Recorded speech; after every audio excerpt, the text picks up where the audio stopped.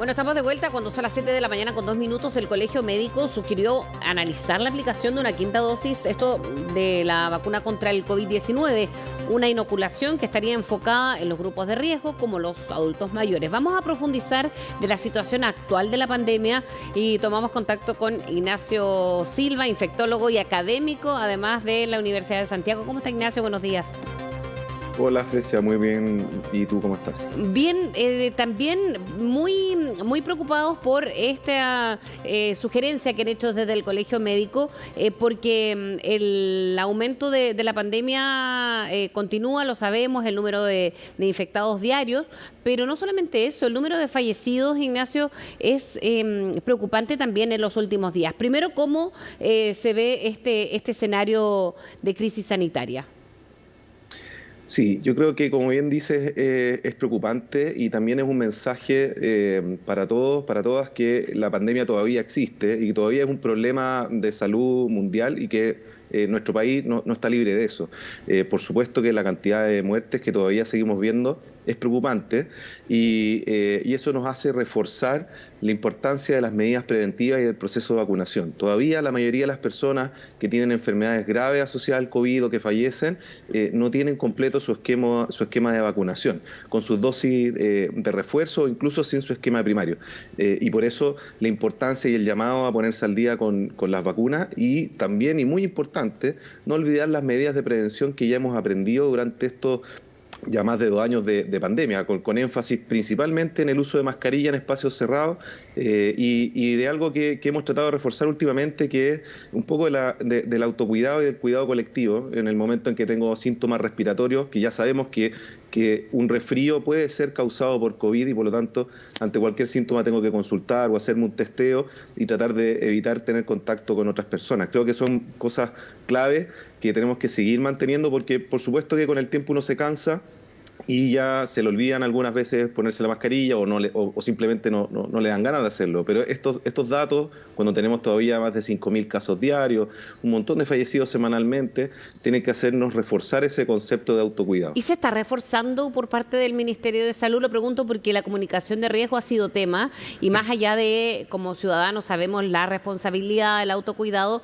pero también siempre hay un reforzamiento por parte de la autoridad que da la impresión que ha bajado en cuanto a la comunicación de riesgo que debiese mantenerse, ¿no? Sobre todo con estos altos niveles de personas que no se han vacunado. ¿Algo falta ahí? Sí, yo creo que siempre hay espacio o un margen para mejorar la comunicación de riesgo. Es algo que ha costado durante toda la pandemia y que por supuesto se puede mejorar. Yo creo que sí se han utilizado al menos herramientas para mantener la percepción de riesgo, pero es difícil también comunicar el riesgo cuando ya han pasado más de 2 años y estamos cansados de adherir a las medidas. Existe un término que es la fatiga pandémica, que fue acuñado por la OMS ya hace un tiempo, donde nos cansamos de vivir en este modo pandemia y eso hace que sea más necesario reforzar estos mensajes y por supuesto que la autoridad tiene un rol fundamental ahí y tiene que seguir buscando todas las estrategias que sean útiles para esto, asesorarse. Creo que en eso todavía hay un margen para crecer, pero también, como tú dices, hay una cuota de responsabilidad nuestra de buscar esa información y de ser también vectores de educación, tanto los medios de comunicación que ustedes lo han hecho durante toda la pandemia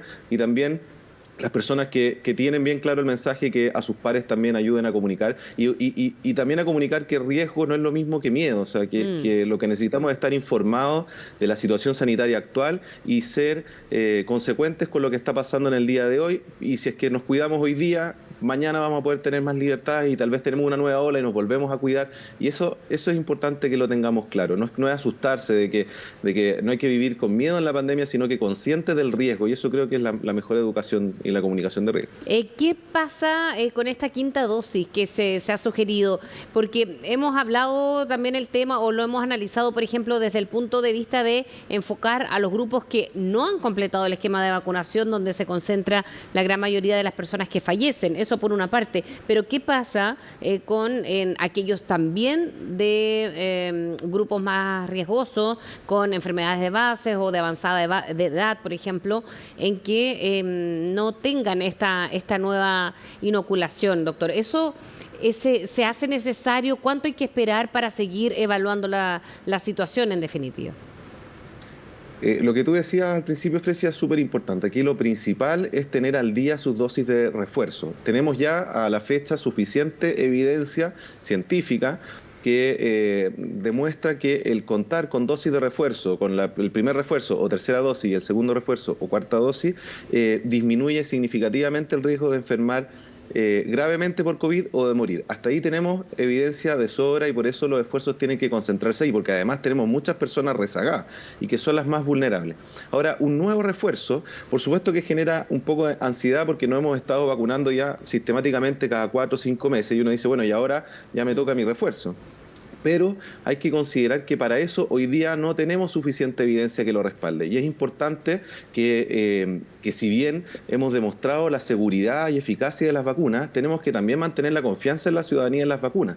Y lo que estamos viendo hoy día es que las variantes que circulan, que es principalmente Omicron y sus subvariantes BA4 y BA5, que son tremendamente contagiosas, pero que las vacunas que hoy día estamos usando no fueron diseñadas para esas variantes, están diseñadas para la variante original y que hasta la cuarta dosis sí han demostrado mucha efectividad, pero no tenemos evidencia que sustente una quinta dosis.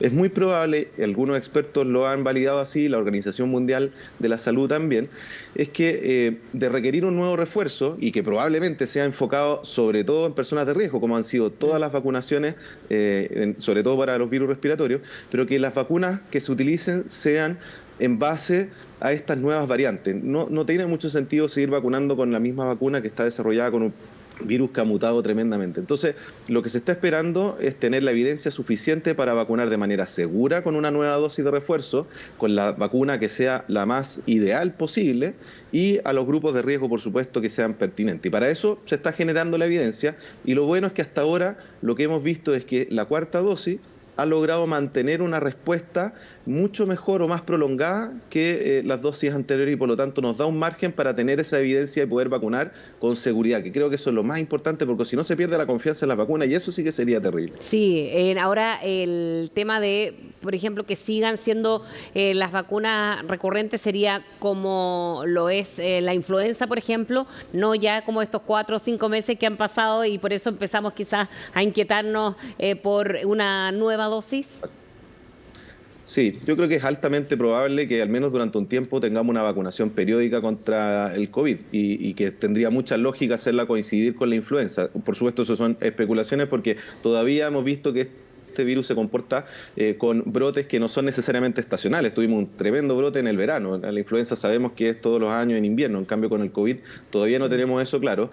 Pero sin duda que tenemos que estar mirando el comportamiento de las distintas variantes, la duración de la inmunidad y ojalá llegar a un esquema de vacunación anual y tal vez en el tiempo dejar de vacunar. Por ahora lo que sabemos es que esta cuarta dosis es tremendamente efectiva y que la duración de la protección se ha extendido más allá de lo que duraban los otros refuerzos y por lo tanto nos da este margen para tomar la mejor decisión, de la mejor vacuna en el momento preciso y a la población que sea necesaria. Y por lo tanto, el foco tiene que ser ponerse al día con la dosis de refuerzo. Y ahí va la última pregunta que le quería hacer, doctor. ¿Cómo convencer a ese grupo que si ya se ha resistido a estas alturas y no tiene su esquema completo, cómo entonces se refuerza, ya sea la comunicación de riesgo o lo que sea, para enfocar a ese grupo precisamente? Es un súper buen tema porque es un grupo que efectivamente durante harto tiempo ha estado alejado de las vacunas por distintos motivos. Aquí lo importante es identificar que existe un pequeño grupo que es definitivamente antivacuna y ese grupo no se va a convencer porque no cree en la vacuna aunque vea la evidencia. O sea, aunque se le muestre todo lo que sea necesario y tú le lleves la vacuna a la puerta de la casa, no se va a vacunar. Afortunadamente son los menos. Existe un grupo importante que no se ha vacunado, sobre todo en niños, que sus tutores, padre o madre, no los han vacunado por desconfianza y ahí sí tenemos que ir nosotros como comunidad científica, los medios, la autoridad, a demostrar con datos concretos que existen que las vacunas contra el COVID son seguras y eficaces. Y lo otro es que ahí sí que tiene que haber un esfuerzo que se ha estado haciendo, pero siempre, insisto, hay espacio para mejorar, de parte de la autoridad de acercarle la vacuna a la comunidad. Hay muchas personas que no se han podido vacunar por temas logísticos, porque cuidan a menores o adultos mayores o enfermos, porque por trabajo, por mucho que exista una ley que los permita, no pueden salir, hay funciones esenciales que no se pueden abandonar, o simplemente hay empleadores que no han dado la facilidad. Y para eso hay una responsabilidad y logística de acercar la vacuna a las personas que no se han podido vacunar. Sí, y precisamente era de los niños que como retornaron después de las vacaciones por una alta circulación de virus. Bueno, lo que preocupa es precisamente la alta cantidad de menores, niños, niñas o adolescentes que no están vacunados. ¿Cómo se puede proyectar en materia sanitaria este regreso a clases ahora, ya cuando sobre todo los más chiquititos, primero no tienen pase de movilidad, no como los adultos que nos manejamos un poco con eso, sino que también hay medidas de autocuidado que es mucho más difícil regularlo? Sí, el niño siempre es más complejo en las medidas de autocuidado porque no adhieren como los adultos, pero siempre es importante no subestimar el entendimiento de los niños. Hemos visto cómo muchas veces al explicarles de manera clara y por supuesto que adecuada a su edad, pueden entender y tienen una percepción de riesgo. Yo creo que no hay que subestimarlo en eso, pero efectivamente hay menos adherencia. Y ahí, como bien dices, el lograr poner al día la vacunación en ese grupo es importante. Yo creo que hoy día sabemos la importancia de la escolaridad y por lo tanto... y además están las herramientas necesarias para vacunar a los menores y por lo tanto el esfuerzo tiene que ponerse en, como te decía antes, derribar los mitos asociados a la seguridad de las vacunas.